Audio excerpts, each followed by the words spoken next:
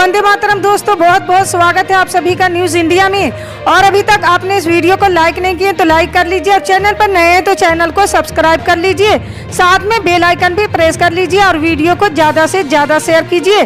तो चलिए दोस्तों, आप सभी को बता दें कि पंजाब विधानसभा चुनाव जीतने के बाद आम आदमी पार्टी का आत्मविश्वास इस वक्त चरम पर है। पंजाब के बाद अब पार्टी अन्य चुनावी राज्यों पर भी अपनी नजरें जमाए हुए हैं। इसी कड़ी में आम आदमी पार्टी के राष्ट्रीय संयोजक अरविंद केजरीवाल ने गुजरात की राजधानी अहमदाबाद एक बड़ा रोड शो का आयोजन किया है, जिससे आगामी विधानसभा चुनाव में भाजपा और कांग्रेस के आगे चुनौती पेश कर राज्य के लोगों को तीसरा राजनीतिक विकल्प दिया जा सके। जानकारी के मुताबिक आम आदमी पार्टी के संयोजक और दिल्ली के मुख्यमंत्री अरविंद केजरीवाल ने अहमदाबाद में कई सामाजिक और राजनीतिक लोगों के साथ बंद कमरे में बैठक की है।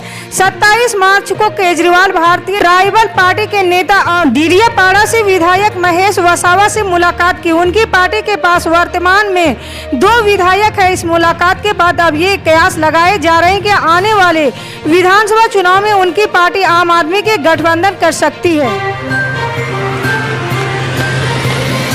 समाजवादी पार्टी के राष्ट्रीय अध्यक्ष अखिलेश यादव ने कहा कि भाजपा की दूसरी पारी में भी प्रदेश को अपराध प्रदेश बनाने की प्रक्रिया चालू है।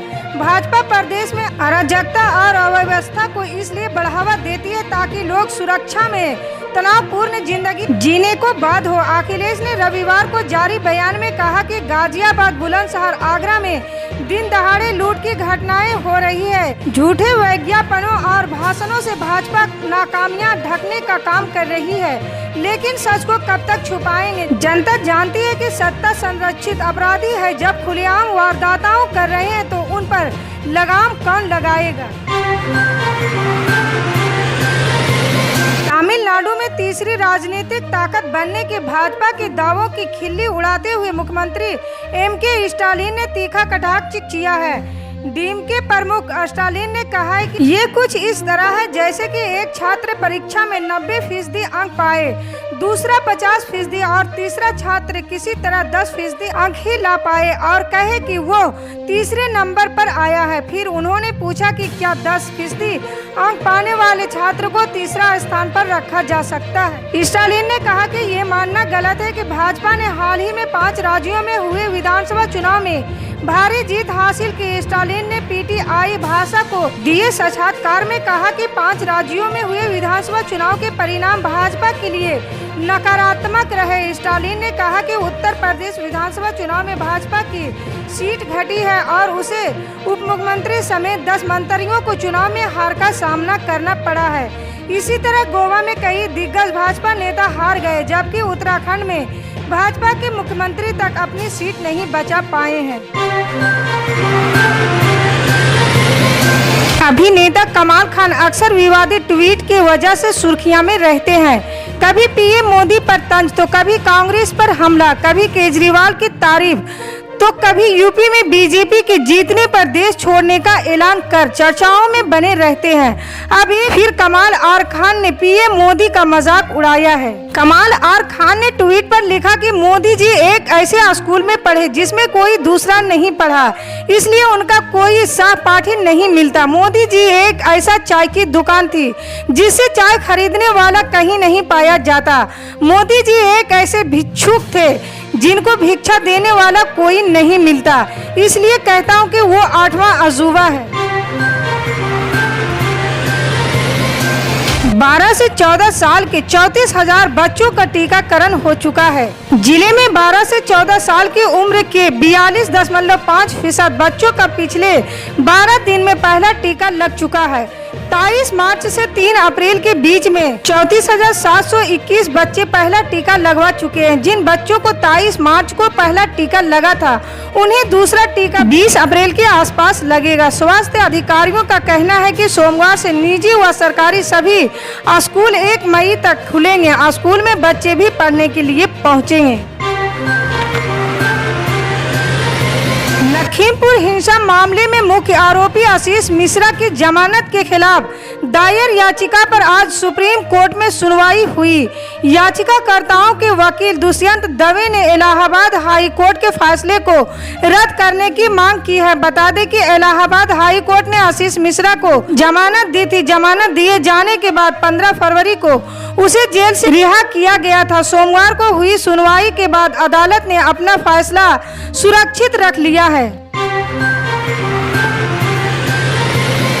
आज से संसद के बजट सत्र का अंतिम सप्ताह शुरू हो गया है। महंगाई के मुद्दे पर आज भी हंगामे के आसार है। इस बीच राज्यसभा टीएमसी के फ्लोर लीडर ड्रेक ओब्रायन ने आज उस सदन में महिला आरक्षण विधेयक पेश करने के लिए एक प्रस्ताव पेश करने का नोटिस दिया है। कांग्रेस सांसद केशव वेणुगोपाल ने राज्यसभा में नियम 267 के तहत पेट्रोल, डीजल, एलपी और खाद की कीमतों में वृद्धि पर चर्चा करने के लिए निलंबन का नोटिस दिया है।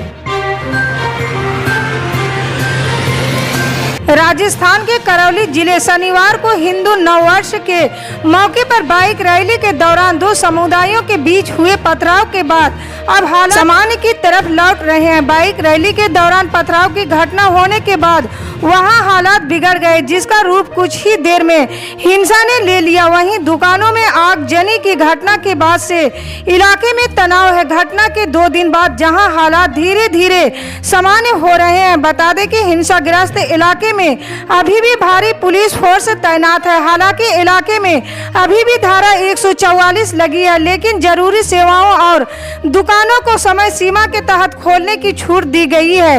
वहीं हिंसा में 3 दर्जन से अधिक लोगों को चोट आई है और पुलिस घटना के बाद 30 से अधिक लोगों को गिरफ्तार किया है।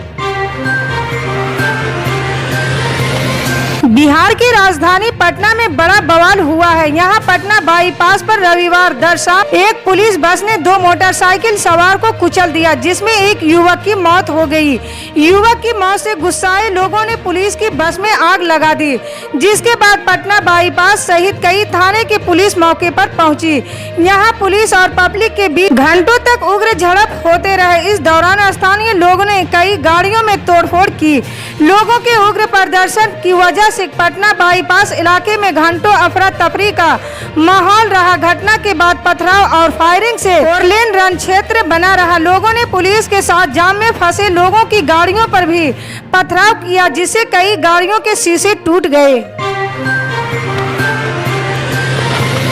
2019 से चल रहा इंतजार अब खत्म हो गया है। बिहार के छात्राओं के लिए खुशी की खबर आ रही है। सरकार की तरफ से बिहार में 64,000 जूनियर इंजीनियर पदों की भर्ती का परीक्षा परिणाम जारी कर दिया गया है। इसके साथ ही नियुक्ति प्रक्रिया को लेकर भी काम में तेजी लाई गई है। साल 2019 में इसको लेकर विज्ञापन जारी किया गया था। इसके बाद परीक्षा का आयोजन हुआ था। अब 2 साल के लंबे इंतजार के बाद इसका परिणाम घोषित किया गया है।